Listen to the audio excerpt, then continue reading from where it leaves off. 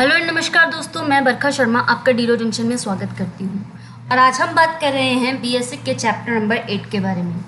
BSA का chapter number 8 वही है जो कि है इंडियन एविडेंस का चैप्टर नंबर 8।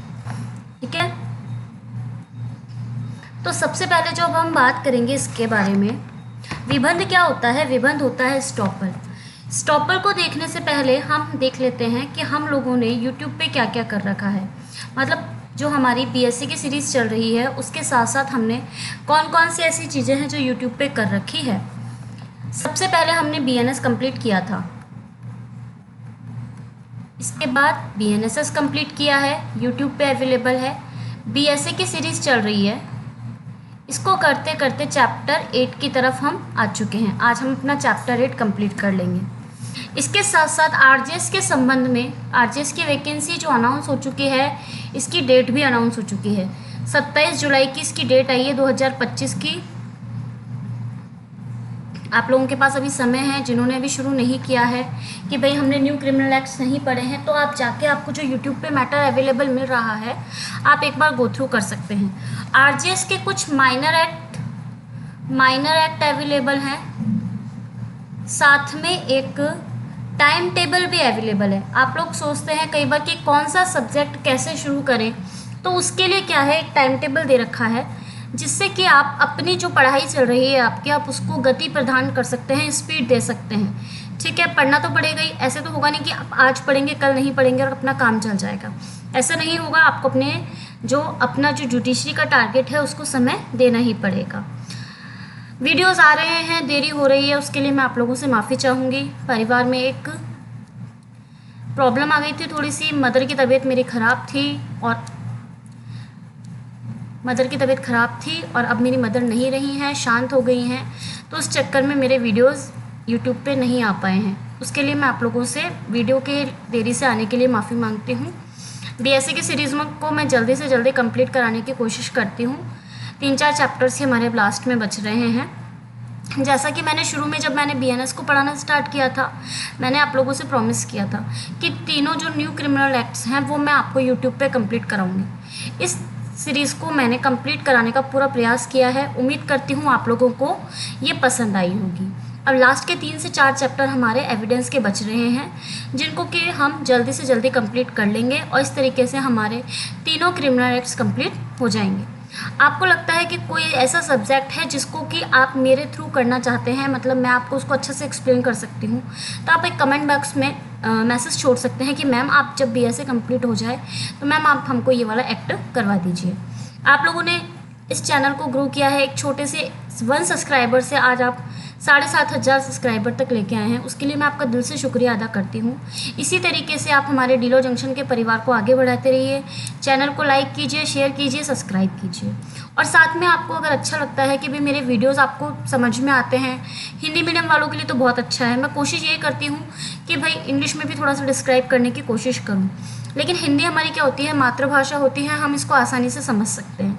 इसलिए वीडियोस क्या होता है, हिंदी में आते हैं। और अगर आपको पसंद आ रहे हैं तो प्लीज़ आप इसको लाइक कीजिए, शेयर कीजिए, सब्सक्राइब कीजिए, अपने दोस्तों को इससे जोड़िए। और अब हम फाइनली हमारा चैप्टर नंबर 8 स्टार्ट करेंगे, जो कि बात करता है विबंध के बारे में। बीएससी के जो सेक्शंस कवर करता है वो 3 सेक्शंस कवर करता है, 121 से 123 बीएससी का सेक्शंस है। ये वही चैप्टर है, चैप्टर नंबर 8, जो कि इंडियन एविडेंस एक्ट में भी होता है। कहाँ से कहाँ तक सेक्शन कवर करता है इंडियन एविडेंस एक्ट में, 115 से 117, 115 से 117 तक कवर करता है। विबंध क्या होता है? विबंध का मतलब होता है, इसको इंग्लिश में बोलते हैं एस्टॉपल। स्टॉपल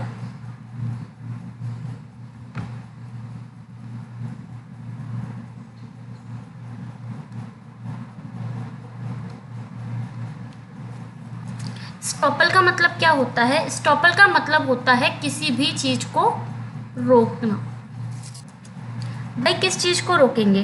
तो एविडेंस का एक रूल होता है कि जिसके द्वारा किसी व्यक्ति को किसी तथ्य की सच्चाई को नकारने से रोक दिया जाता है। इसका मतलब होता है कि किसी व्यक्ति ने अगर कोई बात कह दी तो उसके लिए मना करा जाता है कि तुमने अब ये बात बोल दी है, अब इसके बाद तुम अपनी बात से पलटोगे नहीं, तुम्हें रोक दिया जाएगा कि नहीं तुमने ऐसा कहा था, अब तुम अपनी बात से पलट नहीं सकते हैं। तो उस चीज़ के बारे में उसको क्या कर दिया जाता है, विबंधित कर दिया जाता है, रोक दिया जाता है। कौन कौन से सेक्शन है और क्या क्या बात करते हैं अभी हम देखते हैं इसके अंतर्गत। सबसे पहले आता है 121 BSA। क्या बात करता है कि विबंध को डिफाइन कर रखा है। 115 में क्या कहा गया है, इंडियन एविडेंस एक्ट के वही बात कही गई है जो 121 BSA में कही गई है। बात समझ में क्या होता है विबंध? विबंध को कहा जाता है स्टॉपल। स्टॉपल का क्या मतलब होता है, रोकना। किस चीज़ के बारे में रोकते हैं? कोई तथ्य जो बताया गया है उसके बारे में आप पलट नहीं सकते हो।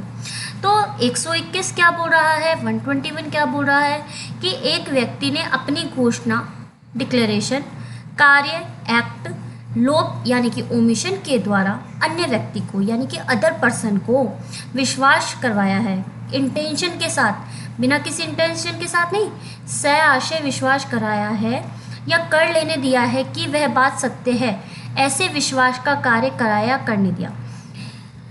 एक मतलब है कि एक व्यक्ति ने कोई बात कही, ठीक है, अपनी घोषणा से या अपने किसी एक्ट से या कोई लोप से। लोप क्या होता है, किसी काम को करने के लिए मना करना। तो घोषणा, कार्य या लोप के द्वारा किसी अन्य व्यक्ति को विश्वास दिलाया जाता है या उसके फलस्वरूप कोई कार्य करने दिया जाता है कि वो बात सत्य है, तो फिर उसको क्या कहा जाता है कि उससे उसको पलटने नहीं दिया जाएगा। तब ना तो उसे और ना उसके विधिक प्रतिनिधि को।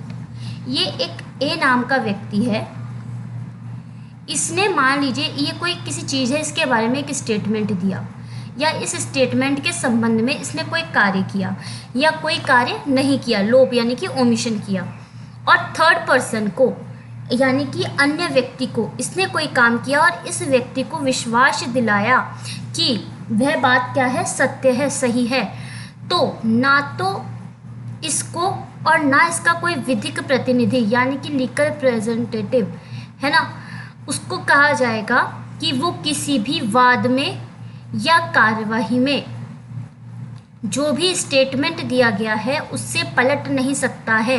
यानी जिस बात पे सत्य यानी कि सच समझ के विश्वास कर लिया गया है उससे पलटने नहीं दिया जाएगा, उस वाद की सत्यता का प्रत्याख्यान करने दिया जाएगा, ये बोल रहा है। क्या साक्ष्य और मिथ्या रूप से ख को विश्वास करने के लिए प्रेरित करता है कि अमुक भूमि कै की है। इलस्ट्रेशन देखिए, और एक द्वारा ख को उसे क्रय करने, उसका मूल्य चुकाने के लिए उत्प्रेरित करता है। तत्पश्चात भूमि कै की संपत्ति हो जाती है। इस आधार पर कि विक्रय के समय उसका हक नहीं था, विक्रय अपास्त करने की इच्छा करता है, उसे अपने हक का अभाव साबित करने नहीं दिया जाएगा। यानी कि मान लीजिए कोई प्रॉपर्टी थी, वो प्रॉपर्टी ए की थी, ए ने क्या किया, उसको बी को सेल कर दिया, लेकिन बाद में वो ये बचाव नहीं ले सकता कि मेरा तो उस पर हक नहीं था, ठीक है। इस वाली बात को ध्यान में रख के ये बोला गया है कि ये विबंध होता है।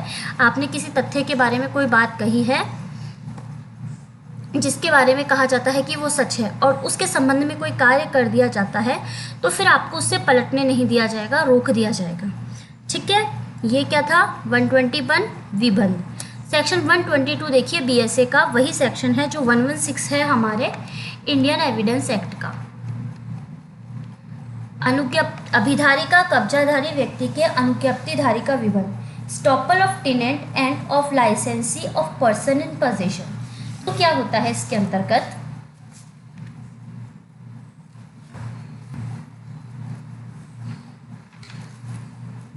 जो व्यक्ति अभिधारी के रूप में स्थावर संपत्ति में किसी ऐसे व्यक्ति की सहमति से आता है जिसे वह भूस्वामी मानता है, ठीक है। स्थावर संपत्ति के किसी भी अभिधारी को या ऐसे अभिधारी से व्युत्पन्न अधिकार से दावा करने वाले व्यक्ति को ऐसी अभिधृति के चालू रहते हुए उसके बाद किसी भी समय इसका प्रत्याख्यान करने नहीं दिया जाएगा कि ऐसे अभिधारी की, देखिए लैंग्वेज देखेंगे ना, बहुत क्लिष्ट लैंग्वेज लगेगी आपको। देखो लैंग्वेज बहुत क्लिष्ट है, लेकिन हम इसको एक ईजी वे में देखते हैं। एक्ट की लैंग्वेज ही लेके आई हूँ यहाँ पे कि जिससे कि आपको पता चल जाए कि कई लोग बोलते हैं एक्ट पढ़ा रहे हैं, एक्ट पढ़ाते हैं, एक्ट से ही पढ़ना है हमको, क्योंकि हम अपनी तरफ से इसमें कुछ जोड़ नहीं सकते, लेकिन लैंग्वेज को ईजी किया जाता है नोट्स के थ्रू। और कई बार बोलते हैं मैम नोट्स देना, नोट्स देते हैं तो बोलते हैं अरे ये तो एक्ट ही है, अरे तो एक्ट ही आएगा, लैंग्वेज चेंज की जाती है। हर व्यक्ति एक्ट ही पढ़ाता है, एक्ट से ही पढ़ाया जाता है। हम अपनी तरफ से इसमें कोई चीज़ ऐड नहीं कर सकते हैं। तो क्या होगा, आप लैंग्वेज देखिए कितनी क्लिष्ट है, और जब मैं जो लैंग्वेज बोलूँगी वो आप देखिएगा। जो व्यक्ति अभिधारी के रूप में स्थावर संपत्ति में किसी ऐसे व्यक्ति की सहमति से आता है जिससे वह भूस्वामी मानता है, उसे मालिक के प्रति यह कहने नहीं दिया जाएगा कि अभिधृति के आरंभ होने के समय वह व्यक्ति संपत्ति पर कोई हक नहीं रखता था। ये कहने उसको नहीं दिया जाएगा। उसी प्रकार वह व्यक्ति जो किसी स्थावर संपत्ति में पहले से काबिज है, व्यक्ति को अनुज्ञा से आता है। जो व्यक्ति काबिज व्यक्ति की अनुज्ञा यानी कि परमिशन से आता है, उसे कब्जे में रहने का कोई हक नहीं है, ये नहीं कहा जाएगा। ठीक है, ये वाली बात हमको कहाँ पे बताई गई है, 122 PSA। टाइटल नहीं था तो किराया कैसे दिया, ये वाली बात आती है इसके अंदर। इसका एग्जांपल ये है कि जब आपके पास टाइटल ही नहीं था, तो आप किसी मकान के अगर टाइटल ही नहीं दिया था तो फिर आप उसको कैसे किराए पे दे सकते हो। यह लैंग्वेज हो सकती है इसकी, मतलब एग्जाम्पल हो सकता है। इसकी कई बार हेडिंग से भी क्वेश्चन आ जाता है, कब्जाधारी व्यक्ति के अनुज्ञप्तिधारी का विवरण। MP में पूछा गया था एक बार ये वाला क्वेश्चन। ठीक है, MP में पूछा गया था। तो 116 को कैसे ध्यान रखना है, कब्जाधारी व्यक्ति के अनुज्ञप्तिधारी का विवरण। ठीक है, स्किप करके नहीं जाना है। 123 PSA वही सेक्शन है जो 117 है हमारे इंडियन एविडेंस एक्ट का। क्या बोल रहा है, विनिमय पत्र के प्रतिग्रहीता का, उपनिहितिका या अनुज्ञप्तिधारी का विवरण, यानी कि estoppel of acceptor of bill of exchange, bailee और लाइसेंसी। कई बार डायरेक्टली सेक्शन वाइज क्वेश्चन पूछ लिए जाते हैं, ध्यान से देखते हुए चलना है। यहाँ पे क्या होगा, किसी विनिमय पत्र के प्रतिग्रहीता को, ये सारे वर्ड्स हम कहाँ पे देखते हैं, नेगोशिएबल इंस्ट्रूमेंट एक्ट में। ठीक है, वहाँ पे जाके डिटेल में वर्ड्स देख सकते हैं। नेगोशिएबल इंस्ट्रूमेंट तो है भी हमारे RGS में, तो आप वहाँ पे जाके एक बार इनको गो थ्रू कर सकते हैं। किसी भी विनिमय पत्र के प्रतिग्रहीता को यह इनकार करने की अनुमति नहीं दी जाएगी कि लेखीवाल को विनिमय पत्र लिखते या प्रष्टांकित करने का कोई अधिकार नहीं था। ठीक है, सेकंड पॉइंट क्या बोल रहा है, इसी तरीके से उपनिहिति को भी इनकार करने की अनुमति नहीं दी जाएगी कि उपनिधान करते समय उपनिधाता को उपनिधान करने का कोई अधिकार नहीं था। अभी देखा था ना भाई, हक करने का अधिकार नहीं था इससे पहले। भाई मकान बेच दिया तो वो बाद में नहीं बोल सकता कि मेरे को बेचने का इसका हक नहीं था। और सेम जो नियम है वो किसके संबंध में भी हो सकते हैं, अनुज्ञप्तिधारी के विषय में भी हो सकते हैं, जो अनुज्ञापक के अनुदान के अधिकार के इनकार नहीं कर सकता। विनिमय पत्र का प्रतिग्रहीता इस बात से इनकार कर सकता है कि विनिमय पत्र उस व्यक्ति द्वारा लिखा गया था जिसके द्वारा उसका लिखा गया होना आश्रित था। मतलब जो उसको लिख सकता था उसी ने विनिमय पत्र को लिखा था। यदि उपनिहिति उपनिधाता से भिन्न व्यक्ति के पक्ष में परिधान देता है तो वे सिद्ध कर सकेगा कि परिधान प्राप्त करना उपनिधाता के विरुद्ध उस माल पर अधिकार रखता है। ठीक है, ये इसके दो स्पष्टीकरण है, वो भी हमने देख लिए थे। सबसे पहले क्या बोल रहा है, 117 को कैसे याद करना है, विनिमय पत्र के प्रतिग्रहीता, उपनिहितिका और अनुज्ञप्तिधारी का विवरण। डायरेक्टली सेक्शन वाइज क्वेश्चन आते हैं इसमें। तीनों पॉइंट है ना, हमको सेक्शन वाइज भी पूछे जा सकते हैं। तो यहाँ पे होती है कि जब आपके पास अथॉरिटी नहीं थी तो विनिमय पत्र को आपने कैसे एक्सेप्ट किया, ये वाली बात बोली गई है इसके अंतर्गत 117 के अंतर्गत, जो इंडियन एविडेंस एक्ट का है। और वही सेक्शन है जो 123 है BSA का।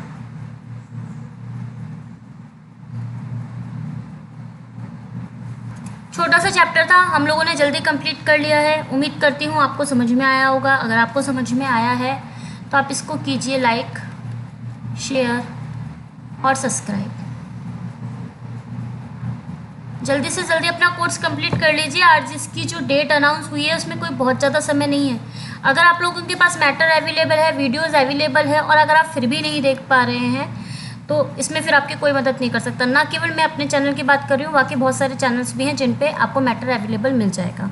ठीक है, इसके साथ ही अगर आप चाहते हैं कि भाई आप मेरे साथ RGS का कोर्स करना चाहते हैं,